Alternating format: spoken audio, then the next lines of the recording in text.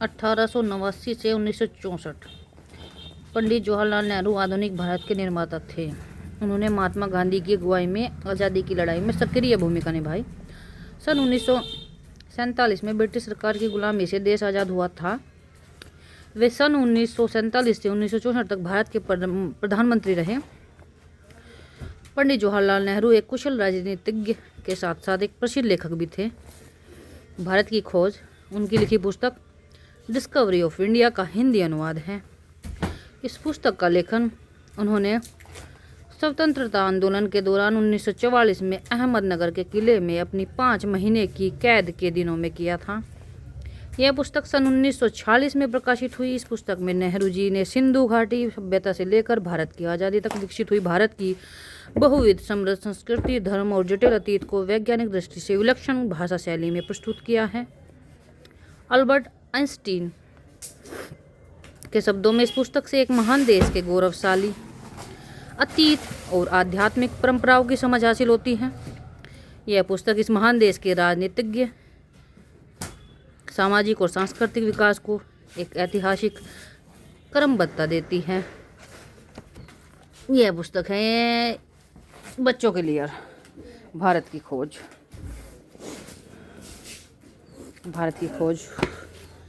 और यह पुस्तक है रामकथा वाल्मीकि रामायण पर आधारित।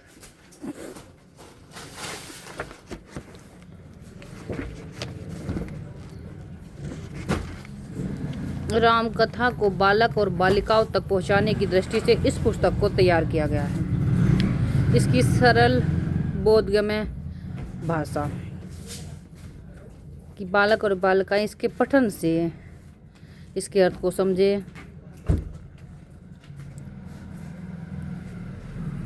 बालक और बालिकाओं को बाल्यकाल में ही संस्कारों का निर्माण करने वाली पुस्तकों का अध्ययन करना चाहिए। उनके अध्ययन से उनमें सुसंस्कार उत्पन्न और विकसित होते हैं।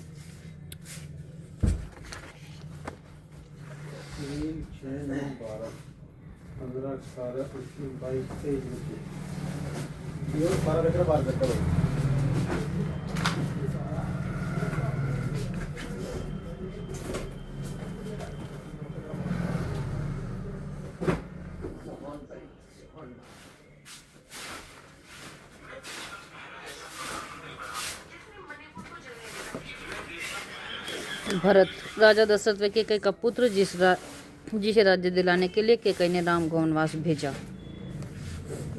भारद्वाज राम वनवास के समय ऋषि भारद्वाज के पास ठहरे थे। यह भी रावण का पुत्र था। देवांतक दूषण रावण का सौतेला भाई जिसका वध राम ने किया था। दशरथ कौशल्या देश के राजा तथा रघुकुल में उत्पन्न राम के पिता।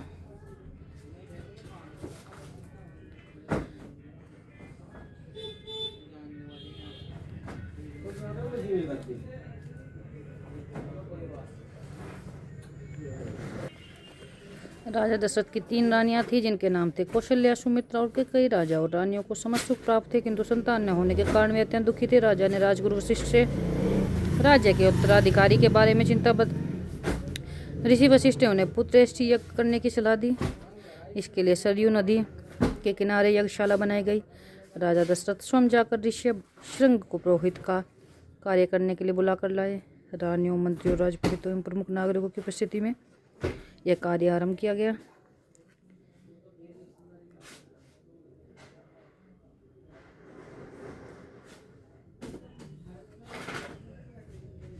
चैत्र मास के शुक्ल पक्ष की नवमी तिथि को कौशल्या ने राम को जन्म दिया।